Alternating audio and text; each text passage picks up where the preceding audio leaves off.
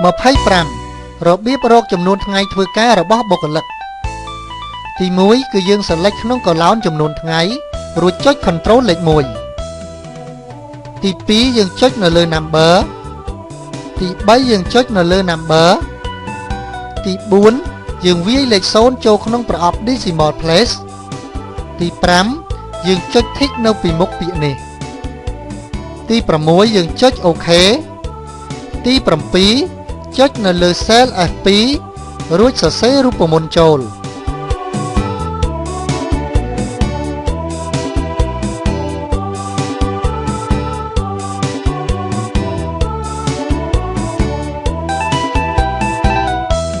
បន្ទាប់មក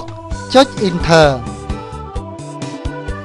ចុចត្រង់ cell drag and drop ទាញទម្លាក់ចុះក្រោមដើម្បីបានតម្លៃលេខមក cell ខាងក្រោមទៀត